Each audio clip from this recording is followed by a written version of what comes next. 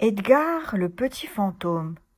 À sa naissance, tout le monde vit immédiatement que ce n'était pas un fantôme comme les autres.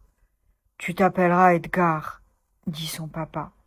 Edgar grandit vite. Un jour, comme tous les petits fantômes, il dut aller à l'école.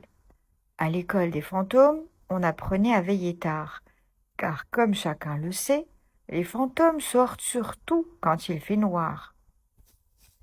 Chaque nuit, les petits fantômes volaient autour de l'école et jouaient à cache-cache-peur pendant des heures.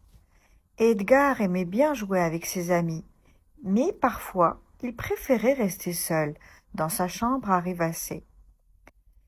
Edgar adorait les leçons pour apprendre à voler et aussi les cours sur l'histoire des fantômes, mais il n'aimait pas du tout la classe du directeur.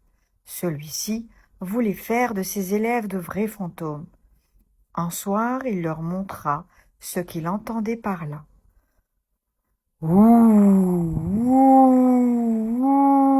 ouh » hurla le directeur d'une voix horriblement lugubre. « Ouh » cria Annabelle. « Ouh, ouh » dit Sébastien d'une voix tremblante.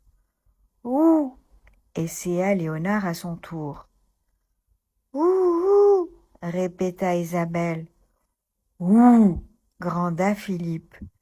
« Ouh, ouh, ouh » balbutia Edgar. Tout le monde éclata de rire, sauf le directeur. Le directeur était furieux. Un vrai fantôme doit crier « Ouh, ouh, ouh » et rien d'autre. Mais Edgar avait beau s'appliquer, il ne parvenait qu'à émettre un « ouh, ouh, ouh ». « Je suis désolé, monsieur, » s'excusa Edgar. « Je n'y arrive vraiment pas. » Alors le directeur envoya Edgar à la tour abandonnée. « Tu reviendras quand tu seras capable de crier comme un vrai fantôme, » tonna le directeur. Dans un lourd silence, les camarades d'Edgar le regardèrent partir, vers la tour abandonnée où aucun petit fantôme n'osait s'aventurer. Edgar entra dans la tour. Il n'avait pas peur du froid et de la solitude. Il entendit miauler dans l'obscurité. « Je m'appelle Nina, » dit un petit chat noir comme l'encre. « Bienvenue, bienvenue chez moi. »« Bonjour Nina, je m'appelle Edgar, » dit le petit fantôme. Edgar et Nina devinrent amis. Ils décidèrent d'aménager la tour. Dans la cave, sous une épaisse couche de toile d'araignée, ils trouvèrent un coffre rempli de vieux tissus. Ils en firent des rideaux et une nappe. La tour abandonnée devint leur maison. Nina cueillait souvent des fleurs. Elle savait qu'Edgar aimait les bouquets. Le soir, Edgar racontait des histoires de fantômes. « Fais le fantôme, » demanda Nina. « Ouh, ouh, ouh, ouh !»« Tu n'as pas eu peur ?» demandait Edgar. « Oh non, » répondait Nina. « Tu n'es vraiment pas un petit fantôme comme les autres. » Et tous les deux éclataient de rire.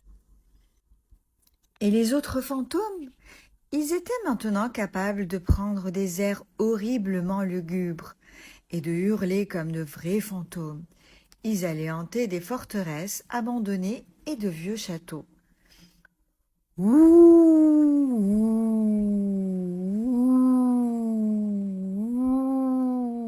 ouh. Mais quand ils en avaient assez de faire peur, les jeunes fantômes aimaient beaucoup se rendre à la tour abandonnée. Edgar et Nina les accueillaient toujours avec du thé et des biscuits maison.